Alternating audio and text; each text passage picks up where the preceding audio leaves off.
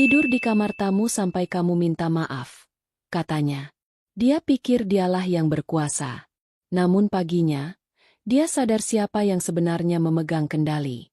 Sebelum masuk ke cerita, absen dulu yuk dengan subscribe, like, dan komen di bawah ya. Aroma lili putih dan gardenia berbaur dengan alunan musik jazz yang lembut, melayang di udara apartemen penthouse yang jendelanya membingkai gemerlap lampu malam Jakarta seperti permata yang ditaburkan di atas kain beludru hitam. Ini adalah dunia Revan Adiwangsa, dan malam ini, dunianya bersinar paling terang. Puluhan tamu penting, investor, kolega, dan beberapa pejabat, berkeliling dengan gelas kristal di tangan. Tawa mereka menjadi musik latar kesuksesan. Di tengah semua itu, Alina bergerak seperti penari balet yang tak terlihat. Senyumnya tak pernah goyah saat ia menyapa seorang komisaris, menanyakan kabar istrinya yang baru pulih, lalu bergeser untuk memastikan seorang tamu vegetarian mendapatkan canape yang tepat dari pramusaji. Ia adalah arsitek di balik kesempurnaan malam ini. Dari daftar tamu, pemilihan catering, hingga kepekaan untuk mengganti musik saat suasana menjadi terlalu kaku, semuanya adalah karyanya. Revan, pestamu luar biasa. Puji Pak Tirtayasa, seorang investor senior dengan perut buncit dan tawa yang menggelegar. Kau benar-benar tahu cara menjamu orang. Revan, yang berdiri gagah dalam setelan Tom Ford-nya, menepuk punggung Pak Tirta dengan penuh percaya diri. Hanya yang terbaik untuk mitra terbaik, Pak. Jawabnya, matanya bersinar penuh kemenangan. Ia melirik sekilas ke arah Alina yang sedang berbicara dengan istri seorang duta besar, lalu kembali fokus pada tamunya. Dalam pandangannya, Alina adalah bagian dari dekorasi yang sempurna, sama seperti lukisan mahal di dinding atau sampanye edisi terbatas di bar. Fungsional, indah, dan miliknya. Alina menangkap lirikan itu. Selama 7 tahun pernikahan mereka, ia telah menjadi ahli dalam menerjemahkan tatapan suaminya. Lirikan itu tidak mengandung kehangatan atau rasa terima kasih. Itu adalah tatapan seorang manajer yang memeriksa apakah asetnya berfungsi dengan baik. Sebuah rasa lelah yang dingin merayap di hatinya, menyelinap di antara celah senyumnya yang terpoles. Ia menghampiri Revan, menyadari dasi suaminya sedikit miring. Dengan gerakan yang familiar, tangannya terulur untuk membetulkannya. Dasi Anda, Mas, bisiknya pelan. Revan hampir tidak menoleh.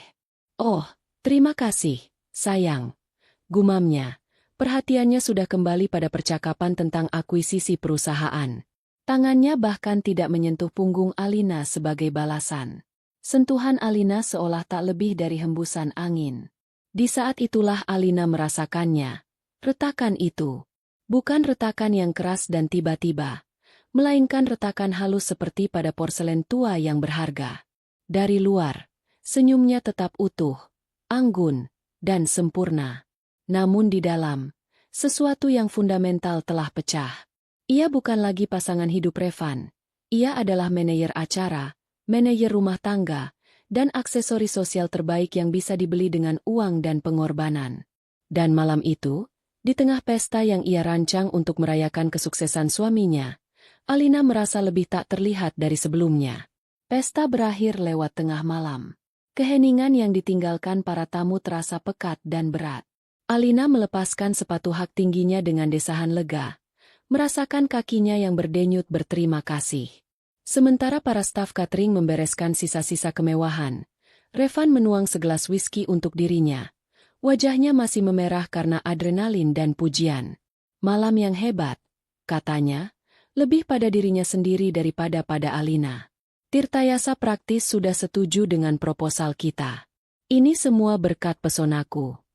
Alina duduk di sofa, memijat pelipisnya. Inilah saatnya.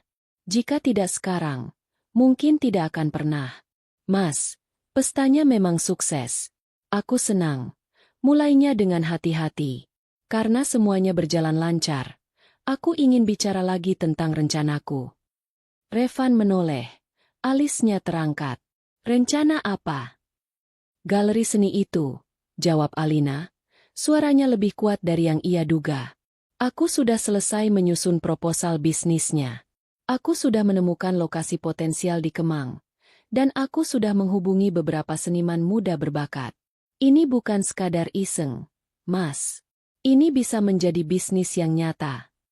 Revan menyesap whiskinya, berjalan mendekat, dan duduk di samping Alina. Ia merangkul bahunya dengan gerakan yang dimaksudkan untuk menenangkan, tetapi terasa merendahkan. Sayang, kita sudah pernah membahas ini. Kamu punya segalanya di sini. Kenapa kamu mau repot-repot dengan hobi kecil yang merepotkan seperti itu? Kata-kata itu, hobi kecil, terasa seperti tamparan. Ini bukan hobi, Revan. Ini adalah karierku dulu. Sesuatu yang aku tinggalkan untukmu. Dan aku sudah memberimu kehidupan yang jauh lebih baik, kan? Balasnya dengan nada ringan, seolah menjelaskan hal yang sudah jelas. Dengar, Alina, aku butuh kamu di sini. Fokus membantuku. Kamu hebat dalam hal-hal seperti ini. Ia melambaikan tangannya ke sekeliling ruangan yang mewah itu. Mengatur rumah, acara sosial, itu adalah pekerjaan penuh waktu.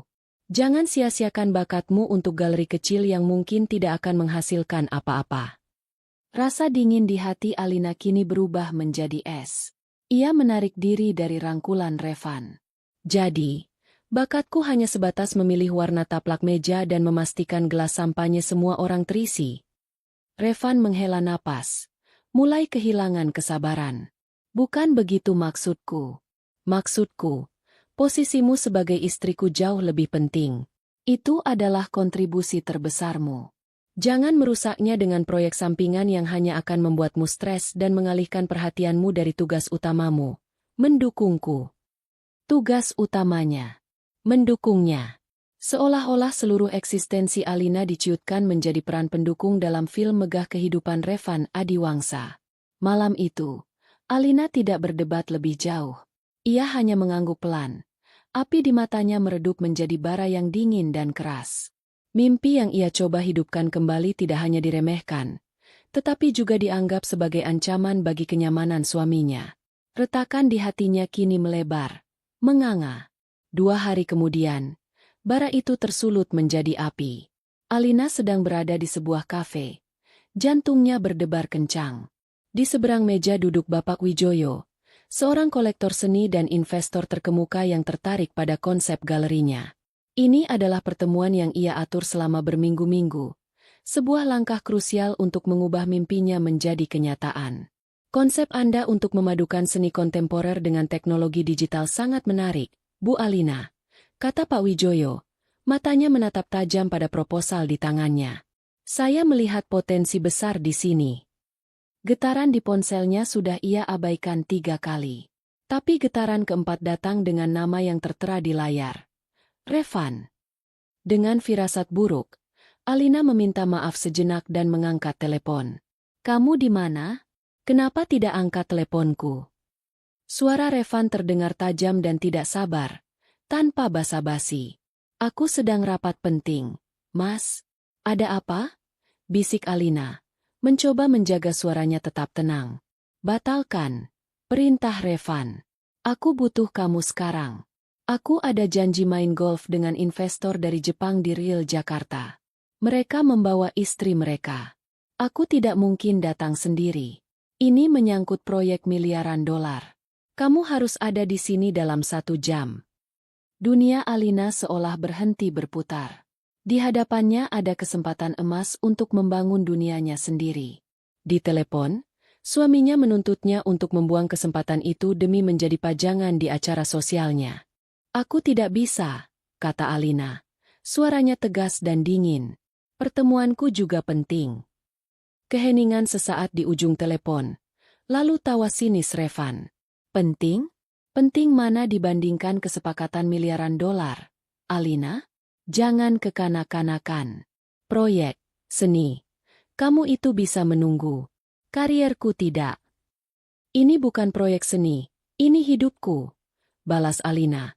Suaranya sedikit bergetar karena emosi yang tertahan.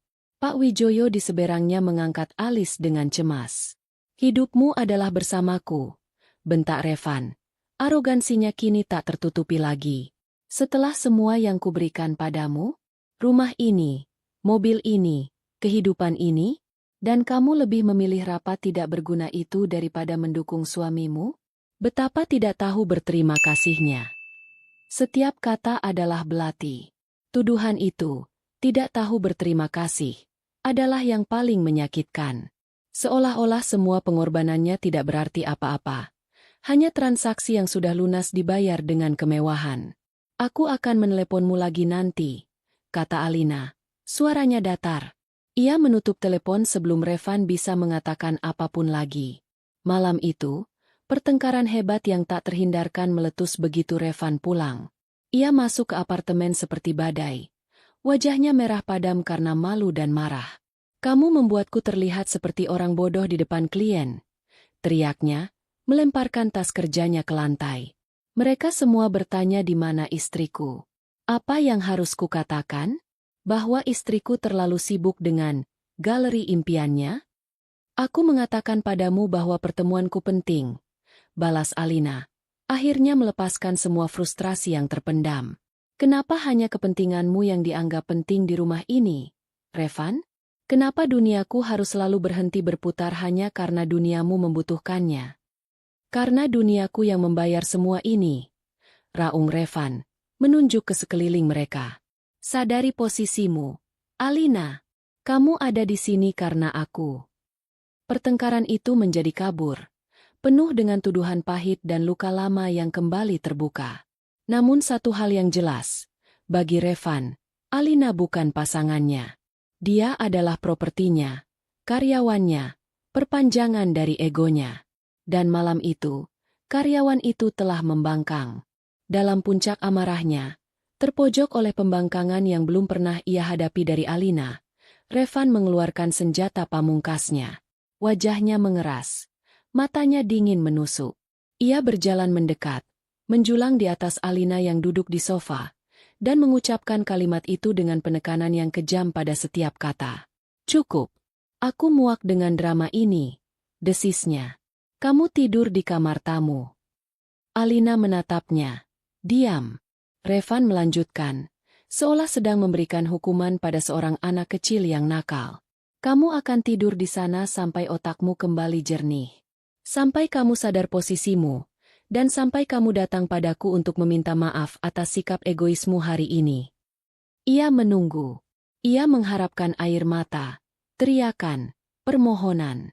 Ia mengharapkan Alina hancur dan memohon pengampunannya, seperti yang selalu terjadi di masa lalu setelah pertengkaran kecil mereka. Kemenangan akan terasa manis saat Alina mengakui kesalahannya. Namun, yang ia dapatkan adalah sesuatu yang sama sekali berbeda. Alina menatap lurus ke matanya, dan ekspresinya kosong. Bukan kosong karena sedih, tetapi kosong karena sebuah keputusan final telah dibuat. Tidak ada lagi perlawanan, tidak ada lagi rasa sakit yang terlihat. Yang ada hanya keheningan yang mematikan. Setelah beberapa detik yang terasa seperti selamanya, bibirnya bergerak dan ia mengucapkan satu kata dengan suara yang tenang dan jelas. Oke. Hanya itu. Kata itu menggantung di udara, lebih memekakan telinga daripada teriakan manapun. Revan tertegun sejenak, bingung oleh kurangnya reaksi. Rasa tenangnya terasa salah, tidak wajar. Tapi egonya dengan cepat mengambil alih, menafsirkan ketenangan itu sebagai tanda kekalahan total. Tentu saja dia menyerah. Dia tidak punya pilihan lain. Tanpa sepatah kata pun lagi, Alina bangkit.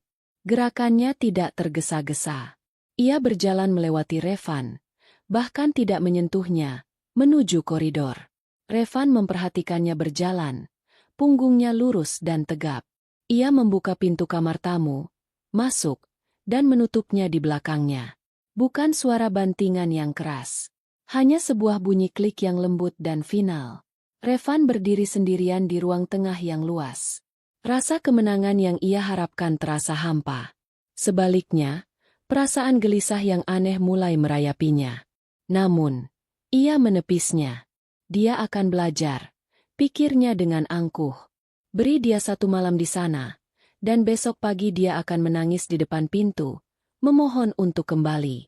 Puas dengan pemikirannya sendiri, ia pergi ke kamar tidur utama mereka, menikmati keluasan tempat tidur sendirian untuk pertama kalinya.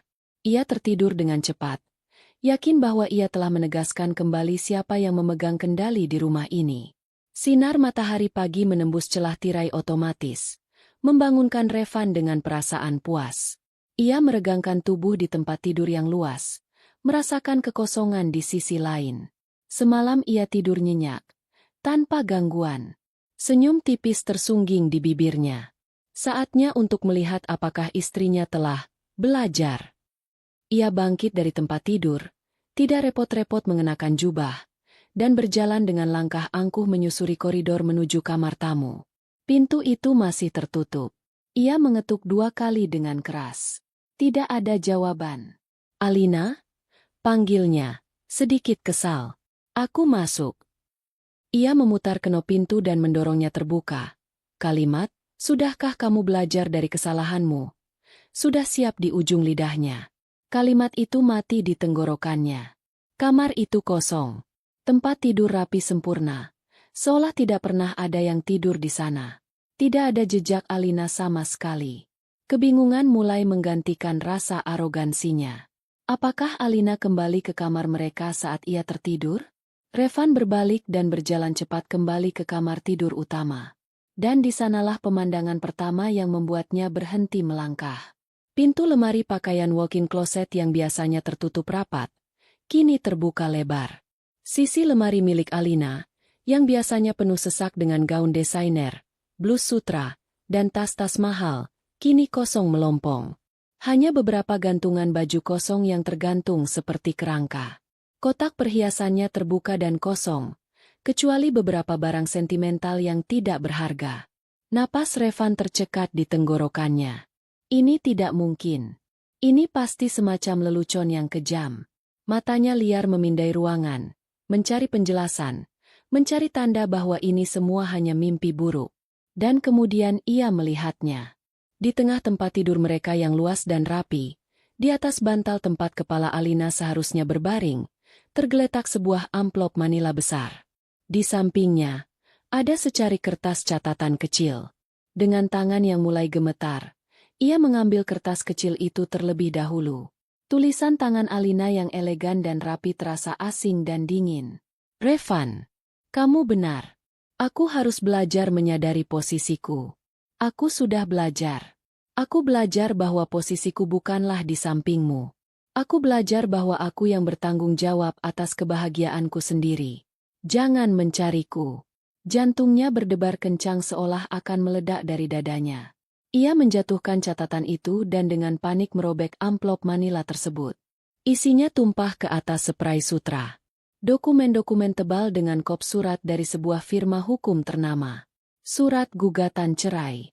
Revan menatap kertas-kertas itu, kata-kata seperti perbedaan yang tidak dapat didamaikan, dan pembagian aset, melompat ke arahnya. Dunianya, yang begitu kokoh dan terkendali hanya beberapa jam yang lalu, kini runtuh di sekelilingnya. Keheningan di apartemen itu kini terasa menekan, memekakan telinga. Dia menatap lemari yang kosong, lalu pada surat cerai di tangannya. Ultimatumnya, arogansinya, keyakinannya bahwa ia memegang semua kekuasaan. Semuanya kini terasa seperti debu. Pagi itu, di tengah kemewahan penthouse-nya, CEO Revan Adiwangsa akhirnya mengerti. Bukan Alina yang perlu belajar.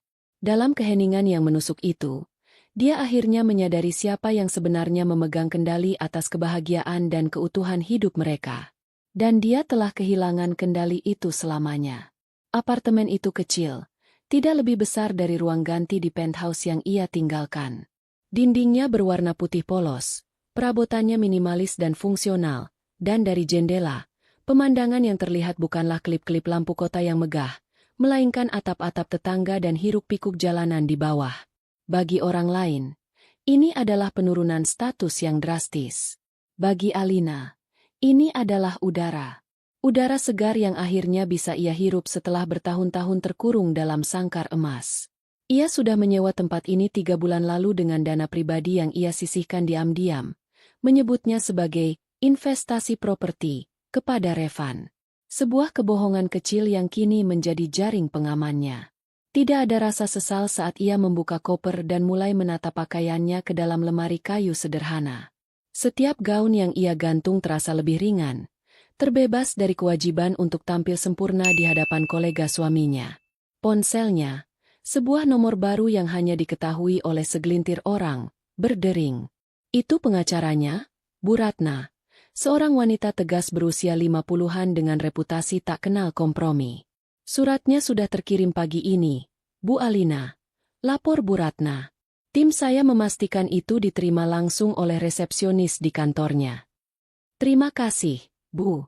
Jawab Alina. Suaranya mantap. Saya siap untuk langkah selanjutnya. Bagus.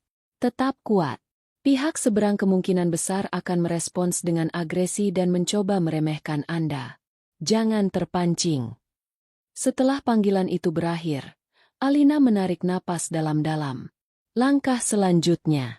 Ia membuka laptopnya dan menulis email kepada Bapak Wijoyo, investor yang pertemuannya diganggu oleh Revan. Bapak Wijoyo, saya ingin memohon maaf sebesar-besarnya atas gangguan pada pertemuan kita tempo hari. Ada urusan pribadi mendesak yang kini telah saya selesaikan. Gairah dan keyakinan saya terhadap proyek galeri ini tidak goyah sedikitpun. Jika Bapak masih berkenan, saya akan sangat berterima kasih jika diberi kesempatan untuk melanjutkan presentasi saya. Hormat saya, Alina Setiani. Ia sengaja menggunakan nama gadisnya, Setiani. Sebuah deklarasi kecil untuk dirinya sendiri. Sambil menunggu balasan, ia tidak diam. Ia mulai membuat daftar tugas, menghubungi agen real estate untuk finalisasi sewa lokasi galeri, menyusun draft lowongan pekerjaan untuk kurator dan manajer galeri, dan yang terpenting, memesan secangkir kopi dari warung di seberang jalan. Saat ia duduk di meja kecilnya, menyeruput kopi panas yang harganya 1/10 dari kopi yang biasa ia minum, sambil menata proposal bisnisnya, Alina tidak merasa kehilangan. Ia tidak merindukan penthouse, mobil mewah, atau pelayan. Ia merasa seperti dirinya sendiri lagi, seorang wanita cerdas dan kompeten yang sedang membangun sesuatu dari nol. Ini bukan akhir dari dunianya. Ini adalah awal. Di kantornya yang megah di puncak gedung pencakar langit, Revan Adiwangsa sedang dalam mode pertempuran. Surat cerai itu tergeletak di mejanya seperti bom yang belum meledak.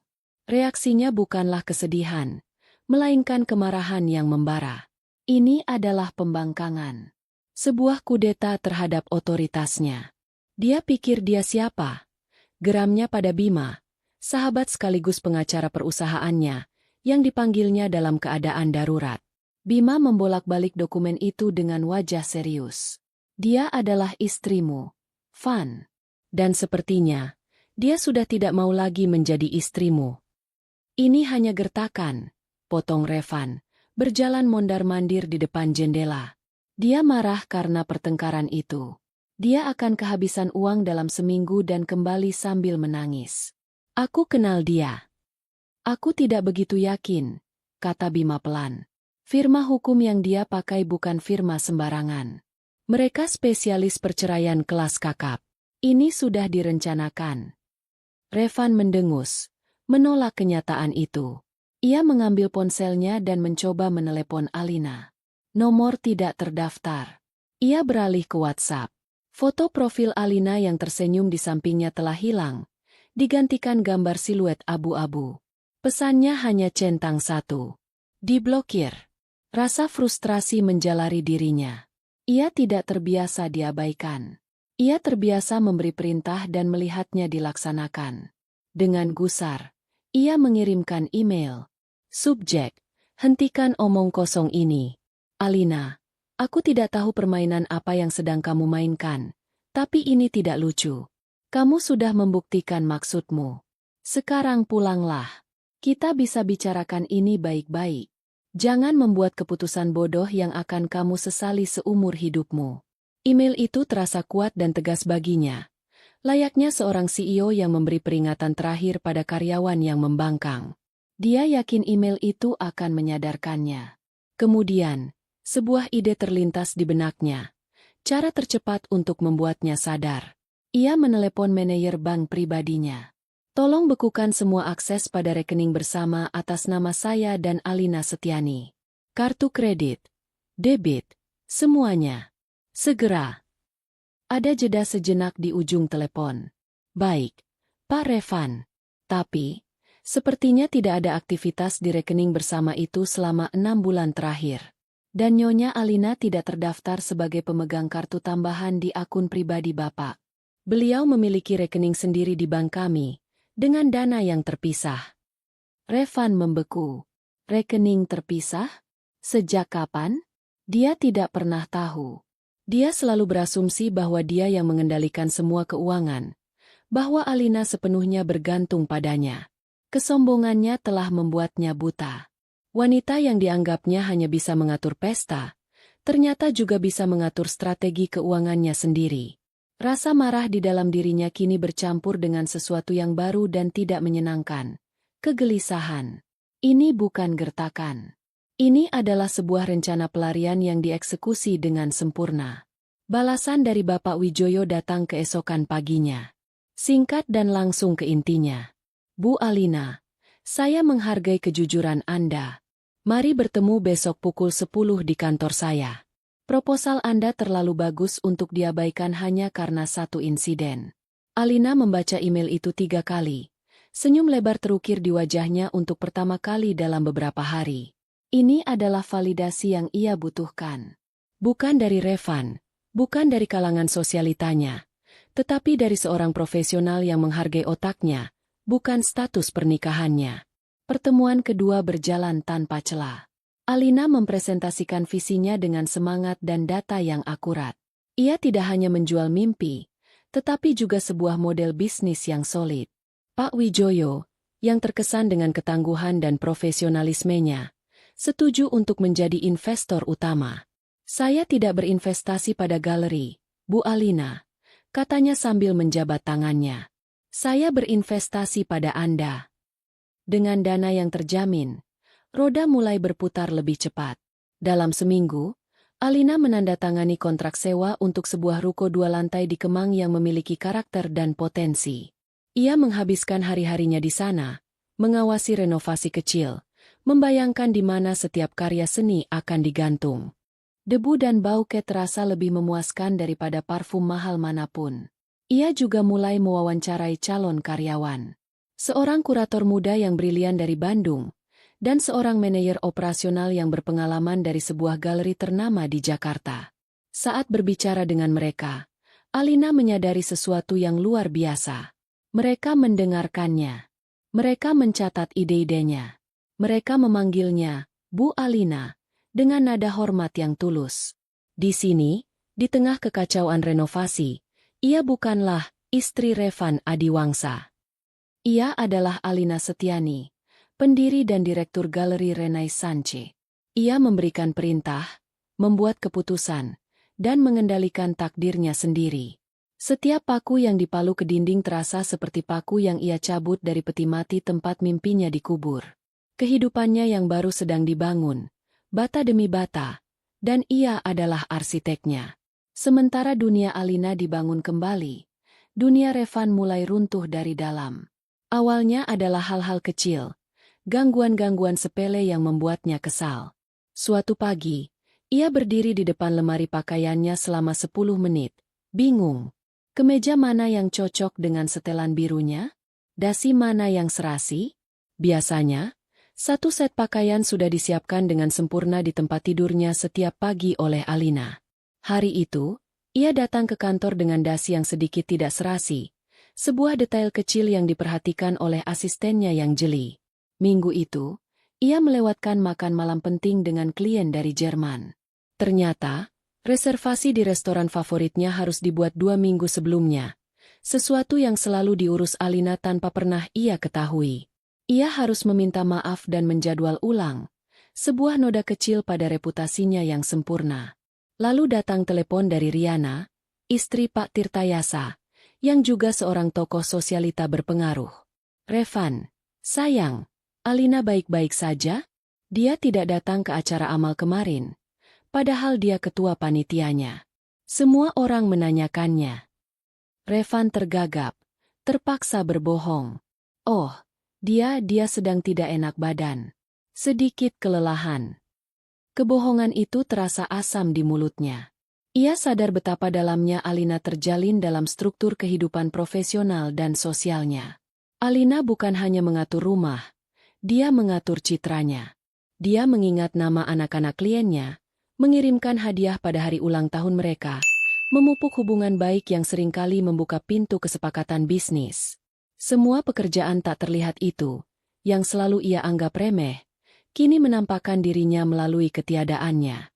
Puncaknya terjadi pada hari Jumat malam. Setelah seminggu yang kacau, ia pulang ke penthouse yang gelap dan sunyi. Tidak ada makan malam hangat yang menunggunya. Tidak ada alunan musik lembut. Hanya keheningan yang bergema. Ia membuka kulkas, berharap menemukan sesuatu untuk dimakan. Isinya hampir kosong. Hanya ada sebotol air mineral dan beberapa bumbu masak. Ia membanting pintu kulkas dengan frustrasi. Dengan marah, ia memesan makanan cepat saji. Sambil duduk sendirian di meja makan marmer yang bisa menampung 20 orang, makan ayam goreng dari kotak kardus, Revan dilanda sebuah kesadaran yang brutal. Rumah ini, yang selalu ia banggakan sebagai simbol kesuksesannya, hanyalah sebuah bangunan kosong tanpa Alina. Alina adalah jiwanya. Dan jiwa itu telah pergi. Hari Senin, Revan berusaha keras untuk kembali memegang kendali. Dia menginstruksikan asistennya untuk mengatur seluruh jadwal sosialnya dan menyewa layanan tata graha profesional untuk mengurus apartemennya. Dia percaya semua masalah bisa diselesaikan dengan uang dan delegasi. Dia sedang memimpin rapat dewan direksi, memproyeksikan citra CEO yang tenang dan berkuasa, ketika asistennya masuk dengan wajah pias dan menyerahkan sebuah amplop berlogo kurir resmi. Ini harus ditandatangani langsung oleh Bapak, bisiknya. Revan membukanya dengan tidak sabar. Mengira itu adalah dokumen kontrak biasa. Namun, kop surat di dalamnya adalah dari pengadilan. Dan di bawahnya, tertera namanya sebagai tergugat. Ini bukan lagi sekadar surat dari pengacara Alina. Ini adalah panggilan sidang resmi dari pengadilan agama. Lengkap dengan tanggal mediasi pertama. Seluruh udara seolah tersedot keluar dari ruangan. Suara para direktur yang sedang berdebat tentang proyeksi kuartal berikutnya terdengar seperti dengungan jauh. Tangan Revan yang memegang kertas itu sedikit bergetar. Ini nyata. Ini bukan lagi masalah pribadi yang bisa ia selesaikan di rumah. Dokumen ini telah melewati bagian legal perusahaannya, dilihat oleh asistennya, dan kini berada di tangannya di tengah rapat paling penting minggu itu. Kehidupannya yang berantakan kini telah merembes masuk ke dalam benteng kerajaannya. Reputasinya, citranya sebagai pria yang memiliki segalanya di bawah kendali, kini terancam. Dia menatap tanggal mediasi itu. Kurang dari 2 minggu lagi. Saat itulah dinding penyangkalannya runtuh berkeping-keping. Arogansinya menguap, digantikan oleh gelombang kepanikan yang dingin. Alina tidak akan kembali. Dia tidak sedang bermain-main. Dia sedang menceraikannya, secara resmi, secara publik. Revan Adiwangsa, sang CEO yang selalu memegang kendali, untuk pertama kalinya dalam hidupnya, benar-benar tidak tahu harus berbuat apa. Dia telah salah perhitungan secara fatal. Dia mengira sedang menghukum seorang bawahan, padahal dia telah mengusir mitra sejatinya. Dan sekarang, dia akan menghadapi konsekuensinya sendirian. Malam itu, kawasan Kemang berdengung dengan energi yang berbeda. Di antara deretan kafe dan butik yang trendy, sebuah fasad ruko yang telah dipoles ulang bersinar paling terang. Huruf-huruf perunggu yang elegan di atasnya membentuk satu kata, Renaissance. Ini adalah malam pembukaan galeri Alina, dan di dalam, sebuah kelahiran kembali sedang berlangsung. Tidak ada suasana kaku seperti di pesta Revan. Musiknya adalah indie elektronik yang dinamis, bukan jazz yang mengantuk. Tamunya adalah campuran eklektik dari para kolektor seni senior berjas rapi yang berbaur dengan seniman muda bertato, mahasiswa desain yang antusias, dan para influencer yang sibuk mengabadikan setiap sudut galeri. Udaranya terasa hidup, penuh dengan percakapan yang berapi-api tentang seni, bukan tentang saham dan akuisisi. Di tengah keramaian itu, Alina adalah pusat gravitasi yang tenang. Ia mengenakan gaun midi berwarna zamrud yang simpel namun menawan. Rambutnya ditata dengan gaya cignon yang sedikit longgar. Ia tidak lagi terlihat seperti istri CEO yang waspada.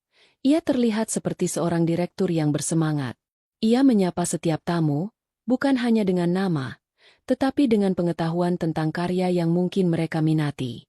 Pak Wijoyo, saya ingin Anda melihat karya dari Arini, katanya pada investornya, menunjuk ke sebuah kanvas besar yang menampilkan abstraksi kota yang berani. Dia adalah talenta baru dari Yogyakarta. Perhatikan cara dia menggunakan tekstur untuk menciptakan kedalaman. Sangat fenomenal. Seorang jurnalis dari majalah gaya hidup ternama mendekatinya. Ibu Alina, selamat atas pembukaannya. Apa yang menginspirasi nama Renaissance? Alina tersenyum, senyum yang tulus dan tidak lagi retak. Renaissance berarti kelahiran kembali. Jawabnya, suaranya jernih dan percaya diri. Saya percaya seni memiliki kekuatan untuk membangkitkan kembali semangat, baik bagi senimannya maupun penikmatnya. Galeri ini adalah platform untuk talenta-talenta yang sedang bangkit. Dan terus terang, ia berhenti sejenak, matanya bersinar. Ini juga sedikit tentang kelahiran kembali saya sendiri. Jawaban itu jujur, kuat, dan tanpa sedikit pun kepahitan. Ia tidak menyebut-nyebut masa lalunya atau pernikahannya yang gagal. Ia telah membingkai ulang narasinya sendiri. Malam itu, ia berhasil menjual 7 lukisan. 3 di antaranya adalah karya Arini, sang seniman muda. Keuntungan terbesarnya bukanlah dalam bentuk uang, melainkan dalam bentuk identitas. Di bawah cahaya sorot galerinya sendiri, Alina Setiani akhirnya menjadi tokoh utama dalam ceritanya. Berita kesuksesan pembukaan Galeri Renaissance menyebar dengan cepat melalui lingkaran sosial Jakarta, dan akhirnya sampai ke telinga Revan. Awalnya ia mencoba mengabaikannya, menyebutnya sebagai keberuntungan sesaat. Tapi ketika ia melihat foto Alina di sebuah portal berita online, tersenyum, dikelilingi oleh orang-orang yang mengaguminya, sesuatu di dalam dirinya pecah. Rasa penasaran yang bercampur dengan rasa sakit yang tajam mendorongnya melakukan sesuatu yang tidak rasional. Malam berikutnya, ia mengemudikan mobilnya ke Kemang. Ia memarkir sedan mewahnya di seberang jalan dari galeri, di sudut yang gelap, seperti seorang detektif yang mengintai targetnya. Lampu-lampu di dalam galeri masih menyala terang, menandakan masih ada aktivitas di dalamnya. Melalui jendela kaca yang besar, ia bisa melihat siluet Alina. Dia sedang berbicara dengan 2 orang stafnya, menunjuk ke sebuah dinding, gerakannya penuh semangat dan keyakinan. Dia tertawa, dan bahkan dari kejauhan, Revan bisa melihat bagaimana seluruh wajahnya berbinar. Tawa yang sudah lama tidak ia lihat. Tawa yang dulu hanya ditujukan untuknya. Dia duduk di sana selama hampir 1 jam. Mesin mobilnya mati. Dunianya menyempit menjadi pemandangan di balik kaca jendela itu. Dia melihat Alina yang tidak ia kenali lagi. Atau mungkin, Alina yang ia lupakan pernah ada. Alina yang bersemangat, yang kompeten, yang mandiri. Wanita yang dia remehkan sebagai hobis, kini telah membangun sebuah bisnis yang nyata dan sukses dari nol. Tanpa uangnya, tanpa namanya, tanpa bantuannya. Rasa cemburu yang membakar menjalari dirinya. Cemburu pada kesuksesan Alina, pada kebahagiaannya, pada orang-orang yang kini bisa melihat sinarnya. Tapi di bawah amarah itu, ada lapisan penyesalan yang dingin dan berat. Itu mimpinya, bisik sebuah suara di benaknya. Dia pernah menceritakannya padaku dengan semangat yang sama di awal pernikahan kita, dan aku menertawakannya. Dia tidak pernah benar-benar melihat Alina. Dia hanya melihat bayangan dari apa yang ia inginkan dari seorang istri. Sekarang, dari seberang jalan, di dalam kegelapan mobilnya, dia akhirnya melihat wanita itu dengan jelas. Dan dia menyadari dengan kengerian yang menusuk, dia bukanlah matahari dalam hidup Alina. Selama ini, dia adalah gerhana yang menutupi cahayanya.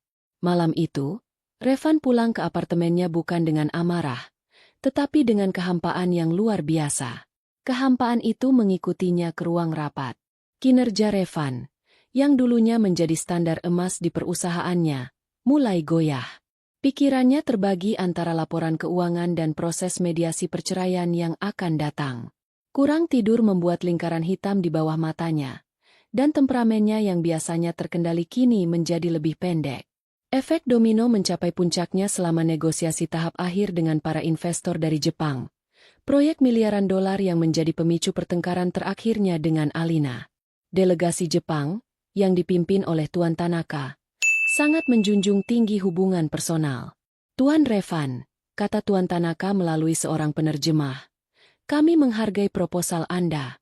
Namun, kami ingin tahu lebih banyak tentang stabilitas jangka panjang perusahaan Anda. Kepemimpinan yang stabil adalah kunci. Revan memberikan jawaban yang meyakinkan, mengutip angka dan proyeksi. Tapi kemudian, Tuan Tanaka tersenyum dan beralih ke topik yang lebih ringan. Ngomong-ngomong, istri saya sangat menikmati percakapannya dengan istri Anda di acara kedutaan tahun lalu. Dia menanyakan kabar Nyonya Alina. Semoga beliau sehat. Pikiran Revan kosong sesaat. Acara kedutaan? Alina telah menghadiri puluhan acara. Detail apa yang penting? Dulu, Alina akan memberinya ringkasan singkat sebelum pertemuan seperti ini. Ingat, istri Tuan Tanaka suka anggrek bulan dan baru saja merayakan ulang tahun pernikahan perak. Tanyakan tentang cucu baru mereka. Informasi kecil seperti itulah yang mengubah transaksi dingin menjadi kemitraan yang hangat. Ah, ya, Alina. Revan tergagap. Dia baik. Sangat baik. Sibuk dengan proyek amalnya. Tuan Tanaka mengangguk, tetapi senyumnya sedikit memudar. Terlihat jelas bahwa Revan tidak mengingat detail apapun. Kemudian, saat membahas detail logistik, asisten Revan membisikkan sesuatu padanya. Revan mengangguk dan berkata, untuk kunjungan tim Anda berikutnya, kami telah menyiapkan akomodasi terbaik di Four Seasons. Ada keheningan yang canggung. Penerjemah itu berdeham. Maaf, Tuan Revan. Tuan Tanaka secara spesifik meminta untuk tinggal di Hotel Mulia pada kunjungan terakhir, karena lebih dekat dengan sekolah putrinya yang berada di Jakarta. Beliau sangat menghargai detail tersebut. Kesalahan itu kecil, tetapi dampaknya besar. Itu menunjukkan Revan tidak mendengarkan. Itu menunjukkan kelalaian. Para investor Jepang melihatnya sebagai tanda bahwa pikiran sang CEO tidak sepenuhnya fokus pada kesepakatan itu. Pertemuan berakhir dengan nada yang dingin dan tidak pasti. Kesepakatan tidak batal, tetapi ditunda untuk peninjauan lebih lanjut. Kabar tentang penundaan itu menyebar dengan cepat di antara dewan direksi.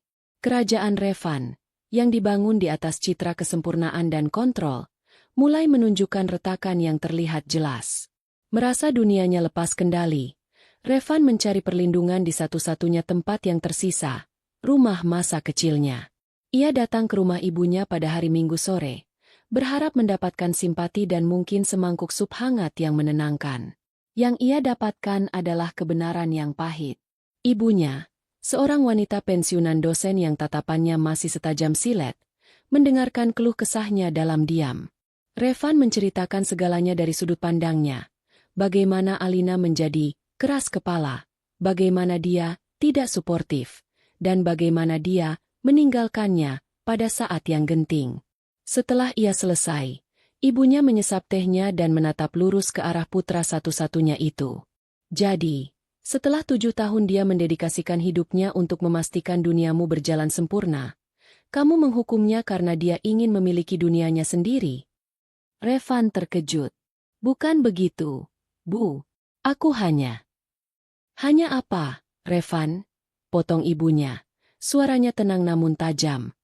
Ibu sudah melihat ini selama bertahun-tahun. Setiap kali kita makan malam keluarga, Alina yang akan menelepon sebelumnya untuk menanyakan apa yang ingin ibu makan. Dia yang ingat hari ulang tahun semua sepupumu. Dia yang memastikan obat ayahmu diminum saat kalian berlibur. Apa kamu pernah melakukan satu pun dari hal-hal itu? Revan terdiam. Ibu membesarkanmu untuk menjadi pria yang kuat, bukan pria yang bodoh. Lanjut ibunya, meletakkan cangkir tehnya. Kekuatan sejati seorang pria tidak diukur dari seberapa tinggi jabatannya, tetapi dari seberapa baik dia menghargai wanita di sisinya. Kamu tidak hanya kehilangan seorang istri, Revan, kamu mengusir arsitek di balik kehidupanmu yang nyaman itu. Mata ibunya melembut, tetapi kata-katanya tetap menusuk. Coba jawab ini dengan jujur. Dalam setahun terakhir, berapa kali kamu mengucapkan terima kasih padanya? Bukan untuk sebuah pesta besar, tetapi untuk hal-hal kecil? Untuk kemeja yang disiapkannya? Untuk mengingatkanmu tentang janji dengan dokter gigi? Pernah. Pertanyaan itu menghantam Revan seperti tamparan. Dia tidak bisa mengingat satu kali pun. Dia menerima semua itu begitu saja, seolah-olah itu adalah layanan yang termasuk dalam paket pernikahan. Alina adalah wanita yang baik. Terlalu baik untukmu, sepertinya, kata ibunya sebagai penutup. Jika kamu ingin menyalahkan seseorang atas kekacauan ini, jangan lihat dia. Pergi, cari cermin. Revan meninggalkan rumah ibunya tanpa mendapatkan simpati yang ia cari. Sebaliknya, ia membawa pulang beban kebenaran yang tak terbantahkan. Tidak ada lagi alasan, tidak ada lagi pembenaran.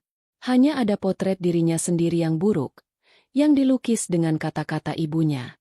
Malam itu, penthouse terasa seperti makam yang luas dan dingin.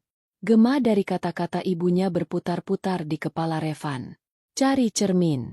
Ia berjalan tanpa tujuan di apartemen yang gelap. Akhirnya berhenti di depan sebuah tablet yang tergeletak di meja kerja. Dengan tangan gemetar, ia membukanya dan menavigasi ke folder foto lama. Album berjudul Awal Kita. Foto pertama menampilkan mereka berdua di sebuah pantai di Bali, beberapa bulan setelah mereka menikah. Revan masih seorang manajer tingkat menengah yang ambisius, dan Alina baru saja meninggalkan pekerjaannya di sebuah galeri seni untuk pindah ke Jakarta bersamanya. Di foto itu, mereka tertawa, kepala Alina bersandar di bahunya, matanya berbinar dengan cinta dan harapan.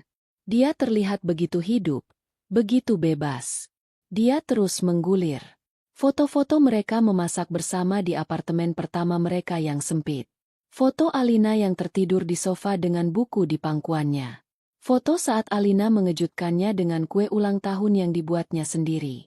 Di setiap foto dari tahun-tahun awal itu, mereka adalah sebuah tim, pasangan yang setara, saling menatap dengan kekaguman. Kemudian, foto-foto itu mulai berubah. Seiring dengan promosinya, apartemen menjadi lebih besar, pakaian menjadi lebih mahal, dan senyum Alina menjadi lebih kaku. Dia masih di sana, di sisinya. Tetapi sinarnya mulai meredup.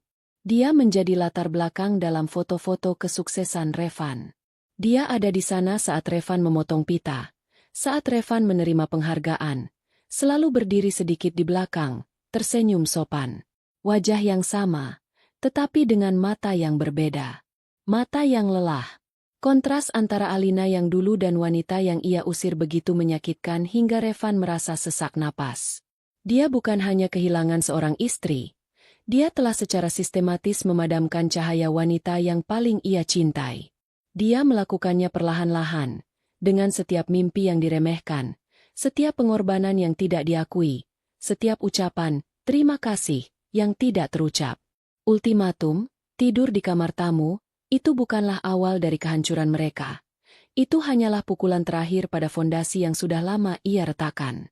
Duduk sendirian dalam kegelapan, dikelilingi oleh simbol-simbol kesuksesan yang kini terasa hampa, Revan Adiwangsa akhirnya hancur. Bukan tangisan kemarahan atau frustrasi, tetapi isak tangis penyesalan yang dalam dan sunyi. Dia akhirnya melihat ke cermin, dan dia membenci pria yang balas menatapnya. Dia telah memenangkan seluruh dunia, tetapi dalam prosesnya, ia kehilangan jiwanya. Dan dia sadar, mungkin sudah terlambat, bahwa jiwanya memiliki nama, Alina. Revan, yang baru saja tercerahkan oleh penyesalan yang mendalam, masih beroperasi dengan naluri seorang CEO. Masalah harus diidentifikasi, dan solusi harus dieksekusi dengan sumber daya yang ada. Sumber dayanya yang paling melimpah adalah uang. Maka, ia melakukan apa yang selalu ia lakukan ketika ingin memperbaiki sesuatu. Ia melempar uang ke masalah tersebut. Keesokan siangnya, sebuah mobil van berhenti di depan galeri Renaissance. Dua orang pria berjuang untuk membawa masuk sebuah rangkaian bunga yang luar biasa besar dan mewah. Ratusan mawar Ekuador berwarna putih gading, lili Casablanca, dan anggrek bulan langka dirangkai dalam sebuah vas kristal raksasa yang tingginya hampir mencapai pinggang. Karangan bunga itu begitu besar hingga hampir menghalangi pandangan ke salah satu lukisan. Terselip di antara bunga-bunga itu adalah sebuah kotak beludru hitam kecil. Di dalamnya, sebuah kalung berlian berkilauan. Sederhana namun harganya jelas setara dengan sebuah mobil.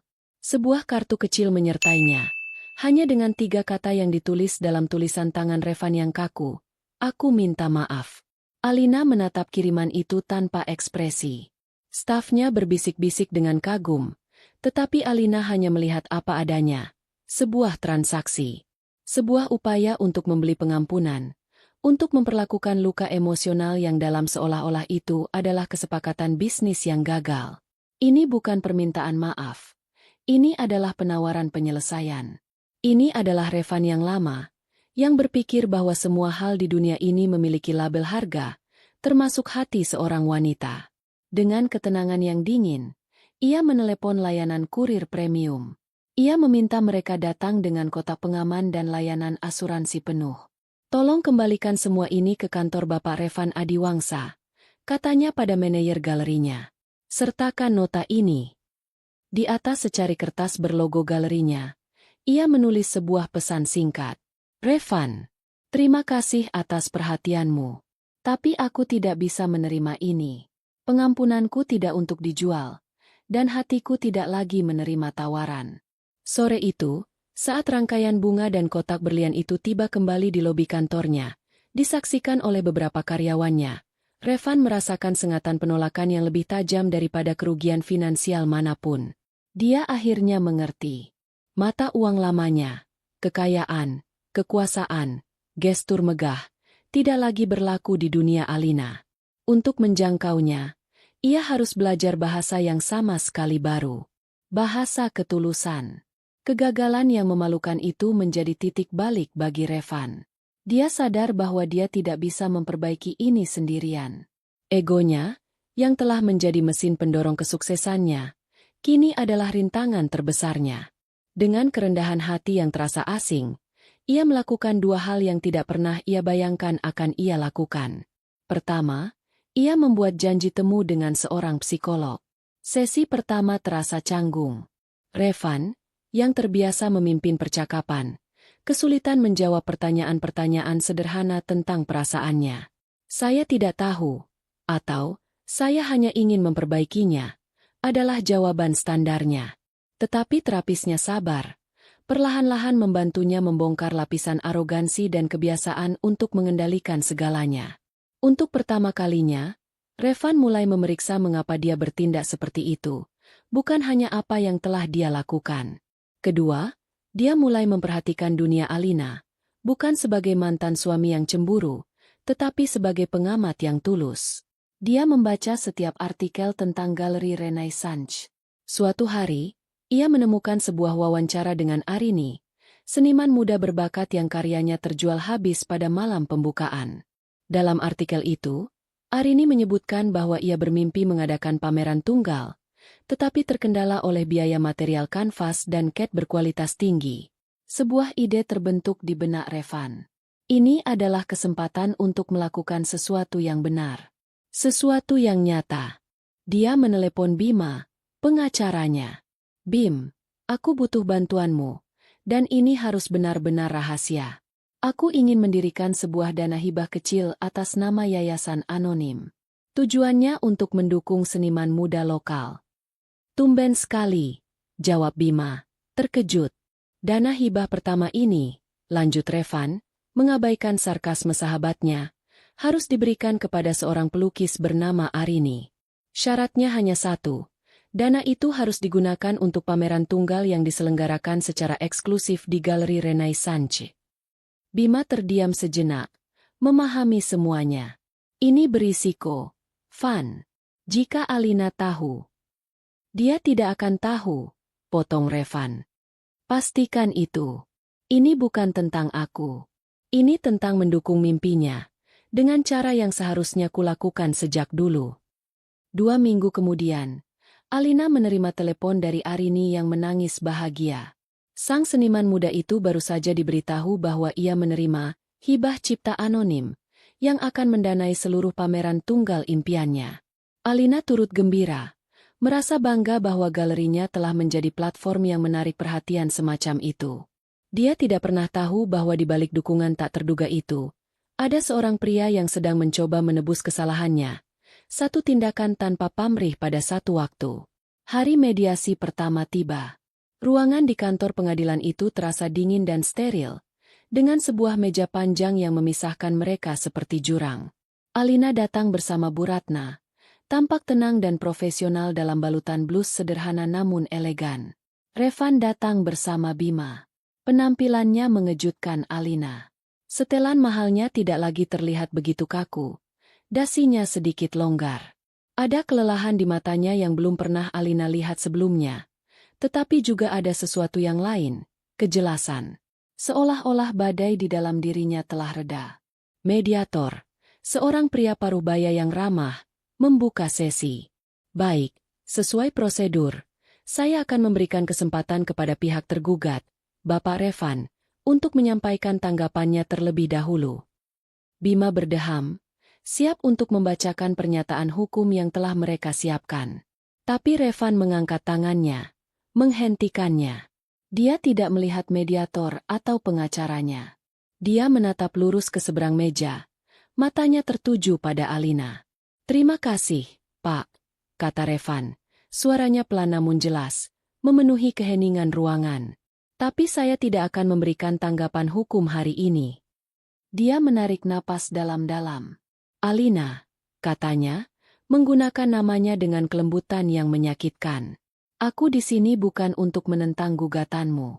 Kamu berhak atas semua yang kamu minta. Kamu berhak atas kebebasanmu. Aku di sini hanya untuk satu hal. Aku minta maaf. Lanjutnya. Bukan maaf karena kita bertengkar. Aku minta maaf atas segalanya. Aku minta maaf karena selama bertahun-tahun, aku begitu sibuk membangun kerajaanku hingga aku tidak sadar telah meruntuhkan duniamu. Aku minta maaf karena meremehkan mimpimu, mengabaikan pengorbananmu, dan menganggap kehadiranmu sebagai sesuatu yang sudah seharusnya ada. Matanya mulai berkaca-kaca, tetapi suaranya tetap stabil. Kesalahan terbesarku adalah menyuruhmu tidur di kamar tamu sampai kamu belajar. Kenyataannya, akulah yang perlu belajar. Dan sekarang aku sudah belajar. Alina, aku belajar bahwa aku adalah pria yang bodoh, sombong, dan buta yang kehilangan hal terbaik yang pernah kumiliki. Aku tidak akan melawanmu. Aku hanya ingin kamu mendengar ini dariku, secara langsung. Aku benar-benar menyesal. Ruangan itu hening. Bu Ratna menatap kliennya dengan cemas. Bima menatap sahabatnya dengan takjub. Alina duduk membeku. Pertahanannya yang telah ia bangun dengan susah payah kini retak oleh ketulusan yang tak terduga itu. Ini adalah kata-kata yang pernah ia impikan untuk didengar. Diucapkan di tempat yang tidak pernah ia bayangkan. Permintaan maaf itu tidak mengubah masa lalu, tetapi terasa seperti beban berat yang akhirnya terangkat dari pundaknya. Alina meninggalkan ruang mediasi dengan perasaan campur aduk. Perjalanan pulangnya terasa kabur. Ia tidak langsung kembali ke apartemennya, melainkan ke satu-satunya tempat yang terasa seperti rumah, galerinya. Ia berjalan di antara karya-karya seni yang tergantung di dinding putih bersih. Cahaya sore yang hangat menyinari ruangan, menciptakan bayang-bayang panjang. Semuanya terasa tenang, damai. Ini adalah dunianya. Dunia yang ia bangun dari puing-puing kehidupannya yang lama. Setiap lukisan, setiap patung, setiap seniman yang ia dukung, adalah bukti kemandirian dan kekuatannya. Permintaan maaf Revan bergema di benaknya. Itu tulus. Ia bisa melihatnya di mata pria itu. Rasa sakit dan penyesalan yang nyata, bukan akting atau strategi. Sebagian dari dirinya merasa lega, divalidasi. Bagian lain dari dirinya merasa marah. Mengapa butuh kehancuran total bagi Revan untuk akhirnya melihatnya? Dia duduk di bangku di tengah galeri, menatap sebuah lukisan karya Arini, salah satu karya pertama yang didanai oleh hibah misterius itu. Lukisan itu menggambarkan sebuah tunas hijau yang menerobos lapisan aspal yang retak. Sebuah simbol kelahiran kembali yang kuat. Mengambil Revan kembali bukan hanya soal memaafkan. Memaafkan bisa ia lakukan untuk kedamaiannya sendiri. Tetapi rekonsiliasi? Itu berarti membiarkan pria yang pernah menghancurkannya kembali ke dalam hidupnya. Bagaimana jika perubahan ini hanya sementara? Bagaimana jika, setelah ia kembali, Revan perlahan-lahan akan kembali menjadi pria yang sama? Ia memikirkan kehidupannya sekarang. Pagi harinya diisi dengan kopi dan rencana bisnis, bukan dengan memilihkan dasi untuk suaminya. Malamnya diisi dengan acara seni dan diskusi yang menggairahkan, bukan dengan pesta makan malam yang kaku. Dia tidak lagi menjadi bayangan. Dia adalah substansinya. Apakah dia bersedia mempertaruhkan semua itu demi sebuah kesempatan kedua? Wanita yang meninggalkan penthouse malam itu melakukannya, karena dia sudah mencapai titik puncaknya. Wanita yang duduk di galeri hari ini adalah orang yang sama sekali berbeda. Lebih kuat, lebih bijaksana, dan jauh lebih berhati-hati. Keputusan ada di tangannya. Dan untuk pertama kalinya, ia tahu bahwa apapun keputusannya, ia akan baik-baik saja. Kekuatan itu adalah hal yang paling berharga yang ia miliki. Seminggu setelah mediasi, Alina mengirim pesan singkat kepada Revan. Bisakah kita bertemu? Di luar konteks hukum. Ada kafe di dekat galeriku. Besok jam 3 sore. Revan datang 15 menit lebih awal. Dia tidak lagi mengenakan setelan formal, hanya kemeja polo sederhana. Saat Alina tiba, dia bangkit berdiri, tidak berani memulai percakapan. Mereka memesan kopi. Keheningan di antara mereka tidak lagi tegang, tetapi penuh dengan hal-hal yang tak terucapkan. Akhirnya, Alina yang berbicara. Revan, aku sudah banyak berpikir. Mulainya, permintaan maafmu di ruang mediasi, aku percaya itu tulus. Dan aku ingin kau tahu, untuk kedamaianku sendiri, aku memaafkanmu. Wajah Revan dipenuhi kelegaan yang luar biasa. Alina, terima kasih. Itu. Tunggu, potong Alina dengan lembut, mengangkat tangannya. Memaafkan dan kembali bersama adalah dua hal yang sangat berbeda. Pria yang kuajak bicara sekarang sepertinya bukan pria yang sama dengan yang kunikahi. Tapi wanita yang kau usir malam itu juga sudah tidak ada lagi. Aku telah membangun kembali diriku dari puing-puing itu. Dia menatap lurus ke matanya. Tatapannya mantap dan jernih. Aku tidak bisa kembali ke kehidupan kita yang dulu. Aku tidak akan pernah lagi menjadi bayangan siapapun. Galeriku, kehidupanku sekarang ini adalah diriku. Aku tidak akan mengorbankannya. Kekecewaan melintas di wajah Revan, tetapi ia mengangguk, menerima. Aku mengerti. Tapi, lanjut Alina, dan ada sedikit kehangatan dalam suaranya. Aku juga percaya pada kesempatan kedua. Bukan untuk pernikahan kita, tetapi mungkin untuk kita sebagai manusia. Dia tersenyum tipis. Aku ingin mengenal pria baru ini. Pria yang bisa meminta maaf. Pria yang mungkin telah belajar untuk mendengarkan. Kita tidak bisa menekan tombol rewind, Revan. Tapi mungkin, hanya mungkin, kita bisa memulai dari halaman pertama yang benar-benar baru. Dia mengulurkan tangannya ke seberang meja. Halo, namaku Alina Setiani, pemilik Galeri Renaissance. Senang bertemu denganmu. Revan menatap tangan itu, lalu ke wajah Alina. Matanya berkaca-kaca karena harapan yang rapuh. Dengan tangan yang sedikit gemetar, ia menjabat tangan Alina. Jabat tangan itu terasa seperti awal, bukan akhir. Halo, Alina. Jawabnya, suaranya serak. Namaku Revan. Senang bertemu denganmu juga. Saat tagihan datang, Alina mengeluarkan dompetnya sendiri dan meletakkan uang di atas meja untuk menutupi harga kopinya. Itu adalah gerakan kecil, tetapi pesannya sangat jelas. Mereka setara sekarang. Dia bangkit dan berjalan keluar dari kafe, kembali ke galerinya, ke kehidupannya. Dia tidak menoleh ke belakang. Dia tidak perlu. Masa depan tidak pasti, tetapi untuk pertama kalinya, ia menghadapinya dengan syarat dan ketentuannya sendiri. Revan ditinggalkan di meja itu, tidak dengan sebuah jaminan, tetapi dengan sesuatu yang lebih berharga, Sebuah kesempatan untuk membuktikan bahwa penebusannya nyata. Dan kali ini, semua orang tahu siapa yang sebenarnya bertanggung jawab. Dari kamar tamu hingga kursi direktur, Alina membuktikan bahwa tanggung jawab terbesar adalah pada kebahagiaan diri sendiri. Revan baru saja memulai pelajarannya yang sesungguhnya. Nah, sekarang giliran kalian. Menurutmu, keputusan Alina sudah tepat atau terlalu baik? Kalau kamu tim Revan berubah, coba komen kenapa dia pantas dapat kesempatan. Kalau kamu tim Alina lebih baik sendiri, tulis juga alasanmu di bawah.